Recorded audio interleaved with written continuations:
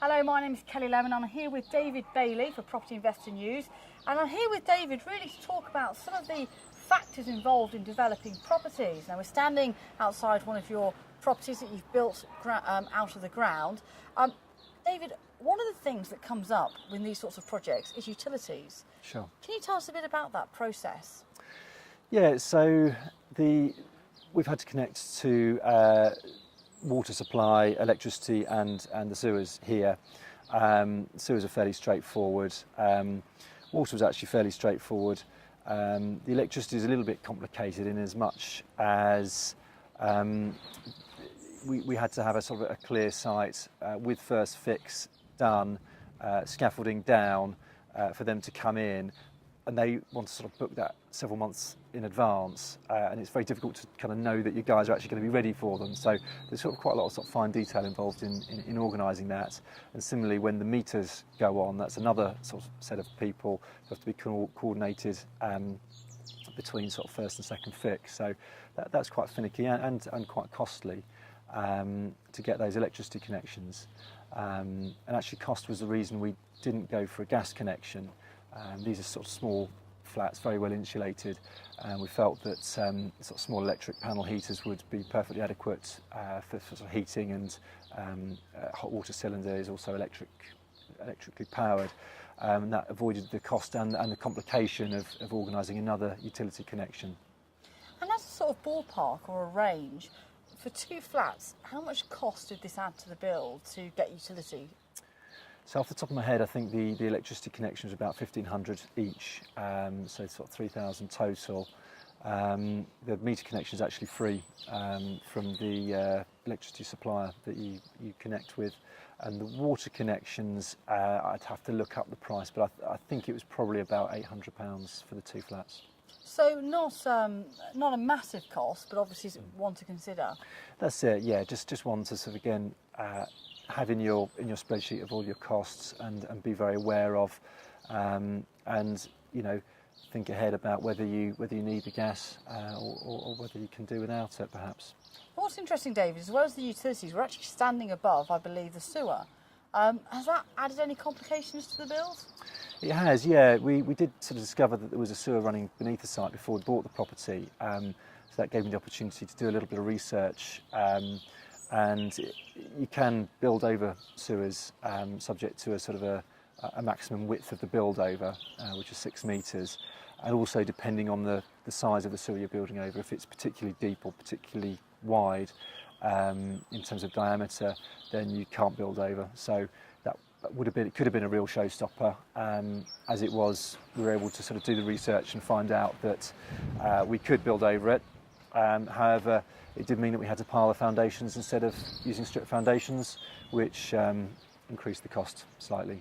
We're talking about the top tips when it comes to development. Now, we're actually outside one of David's properties, and what's really interesting, David, is we're actually in the garden for the bottom flat. Yep. And it's quite an interesting shape, shall we say. It's a triangular shape. Tell us why it's a garden for a flat and not a house. So it's about 35 square metres, and the planning policy in this area is that a house would need 100 square metres. So actually there's not enough garden space to create a house on this plot, whereas it was possible to kind of create two flats. They each get 35 metres squared roughly. I think the minimum required is something like 25 metres squared, so actually kind of above that level. So it just made it possible to build the two flats, whereas a house wouldn't have been possible on the site. Is that why you chose to build flats? It is to be honest, yeah. The numbers were probably would have come out of the wash as quite similar. A house would have been slightly less in terms of gross development value, but the build cost would have been slightly less as well. As it is, the flats are worth slightly more, but because of some of the details like the soundproofing, they cost slightly more to build, and there's obviously 2 kitchens, 2 bathrooms, all that sort of thing. So all in all, in terms of cost, it would have probably been fairly neutral whether it was a house or 2 flats, but the layout of the site dictated that it was going to be flats. Fantastic. And I presume in terms of refinancing, flats, did they work out as a better option as there are 2 dwellings? They do make life a bit more complicated actually, because I'll end up owning the freehold and the leasehold on 2 flats. So there's options there. You can leave it all as on one title, but then you're looking at sort of more specialist commercial finance, or you can sort of separate the flats into 2 leases. But some of the lenders do have issues with owning effectively 2 flats within the same block, even though it's a block of 2. Which does sort of limit the market a little bit. So it's a little bit more complicated developing flats than a straightforward house. Yeah. Now we're standing in what will be the living room. It's a rather open plan layout. How did you come up with the layout that you come up with? It's really making the most of the space that we have available, and sort of creating a kitchen area that just sort of opens out onto the dining room space and the sitting room space. Just really made the best use of the space available. Were you tempted to go for more bedrooms and less space? We did originally plan the flats out as 2 beds, but with the constraints that the planners advised us they wanted to see, which was over the width of the elevations and to some extent the triangular sides, which is a little bit awkward to kind of plan out, as you can imagine. They ended up becoming 1-bedroom flats. And you talk about space, how important it is. How have you managed to make the most of the space in this particular flat?